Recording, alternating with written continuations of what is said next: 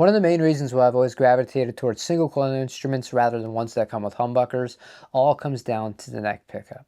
Yeah, with the bridge pickup, it's really hard to replicate that with a single coil, and it's so much fun to play with a lot of gain. You're playing through a great Marshall amp or a Friedman or something like that, but I don't play with that much gain normally. I'm normally edge of breakup, a little bit of dirt, but mostly clean. The neck pickup on a humbucker can get a little bit muddy, a little bit woofy, and that's something that I simply don't suffer from when I'm playing something like a Jaguar or a Stratocaster. Now, there's lots of great pickup brands out there. Today we're going to be seeing if I can fix that using one of my all-time favorite brands, Lawler. It's got an Imperial in the neck pickup, but it's not just the Imperial standard wind, it's the low wind, and then the Imperial standard in the bridge. So hopefully we can get some killer rock tones out of this. Now, there is some pretty important stuff that you should know about this specific guitar before we get into any of the examples, because it's not exactly as it appears. This guitar is a 77 Stork. It was handmade by Deviser in Nagano, Japan. No CNC whatsoever. This particular model has been discontinued, although every year they make guitar shows and one or two of these comes up in much more sort of like PRS private stock sort of aesthetics and things like that. Not so much the kind of traditional look like this, but what makes it really different is the fact that this is fully chambered. This guitar weighs 7 pounds on the dot. You don't sacrifice body thickness from it either, and the neck shape is to die for. It's right in between a 59 and a 58. I absolutely love it. For the sound demonstrations, I wanted to use my main amplifier and then my two favorite overdrives in front of it because they're quite different. Will tell a lot about how this guitar reacts under different levels of gain. The Dr. Z Plus is going to be our bassline tone. It's going to be mic'd up by the Shure SM57 and the Warm Audio Fentone ribbon mic. And for our drive pedals, it's going to be the Origin Effects Halcyon Blue overdrive, a little bit of lower gain, kind of crunchy sounds. And then for more over the top, the Way Huge Geisha Smalls.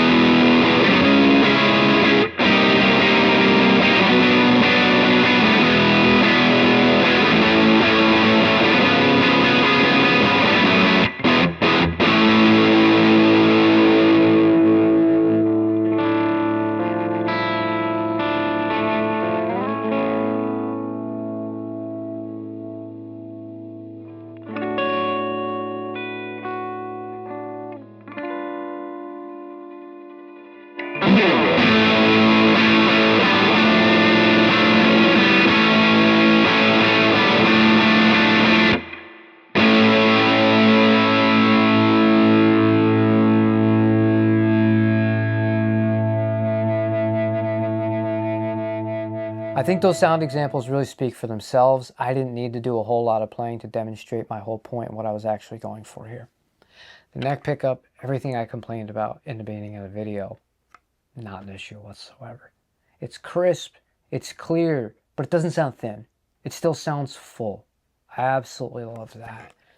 The bridge pickup, I knew it was going to sound good with the lighter sort of overdrive with the Origin, but since these are wax potted and this guitar is chambered, I wasn't sure just how well it was going to do with more aggressive gain as far as cleaning things up and, you know, the feedback, because sometimes semi-hollow body guitars with a lot of gain, it can get out of control, and it can get out of control pretty fast when you're playing at volume. And when I'm recording these, I'm playing at volume. The Way Huge with this sounded so crazy good. It was more gain than I would ever typically use.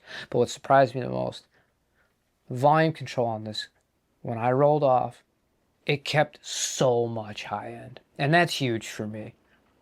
I know that every little component in the wiring harness is going to factor into how much high end you're going to retain depending on how much you roll off of either the volume or the tone controls. But for me, being able to roll off that much, I think I went from 10 to about 3.5.